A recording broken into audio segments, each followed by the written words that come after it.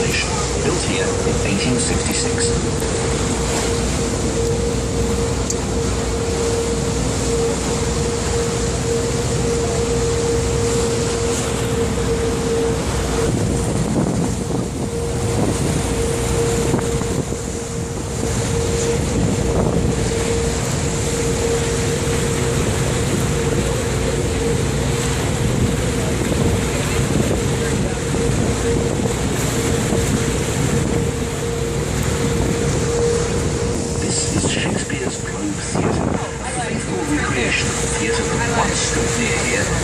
Shakespeare staged many of his plays.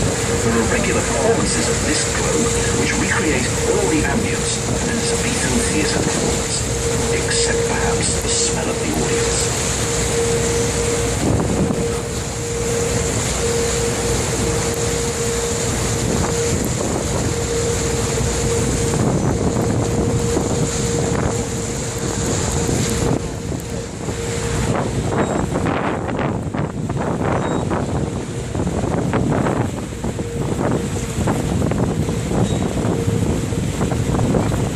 Is the Millennium Footbridge, the first ever bridge across the Thames designed for pedestrians only. If you look right as we go underneath it, you'll see a fine view of St Paul's Cathedral. You can also see underneath the bridge the old steps leading down the river. Days when the only way across the river was to walk down to its bank and take a boat across.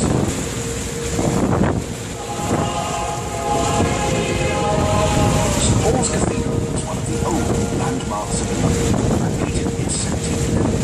It was designed by Sir Christopher Wren and built on the site of the old St Paul's, which had been irreparably damaged by the Great Fire of London in 1666.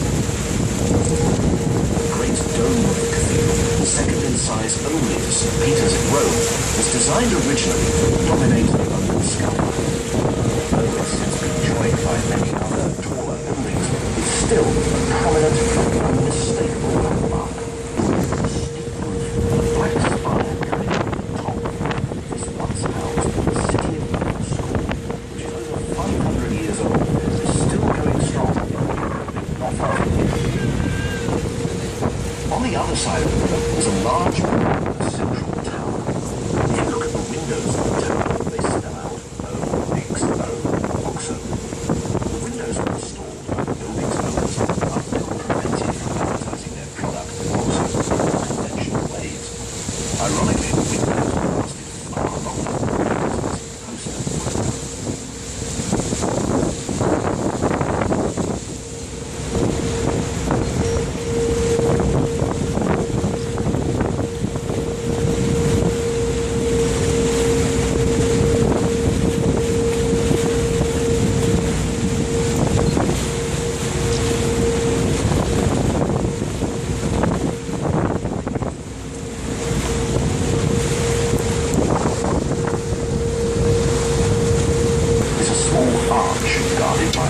Silver dragons or griffins.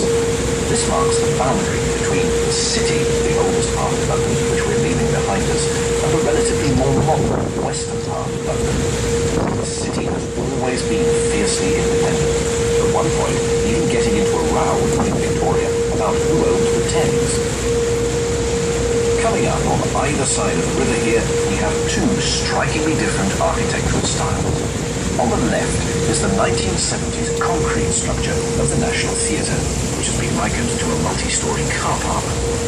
And on the opposite side of the river, the more classical lines of Somerset House, which contains art galleries and exhibitions. Somerset House also boasts a wonderful central courtyard with a skating rink in winter and a fountain in the summer. Until 2000, this courtyard was wasted as a car park for civil servants.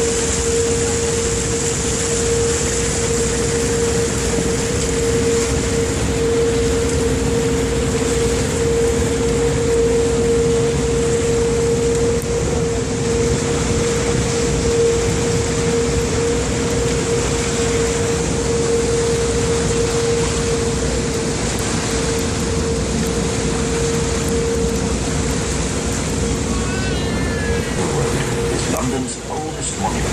It's an 18-metre-high stone obelisk called Cleopatra's Needle, and it's 3,500 years old.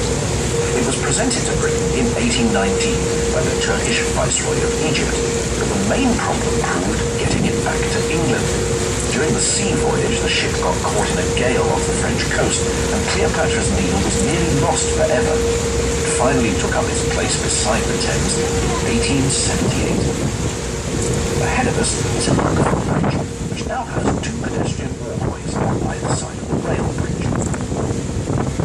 And to our left is the Royal Festival Hall, an important London concert venue, the only building remaining from the Festival of Britain, held here on the South Bank in 1951.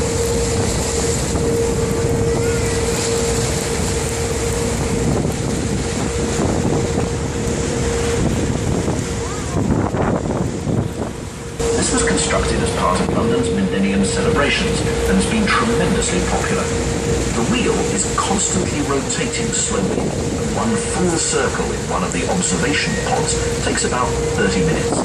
Needless to say, the views from the top are spectacular. Ahead of us are the clock tower of Big Ben and the Houses of Parliament. The building looks medieval, but was only built in the 19th century after the old Palace of Westminster, which stood on the site, had burned down.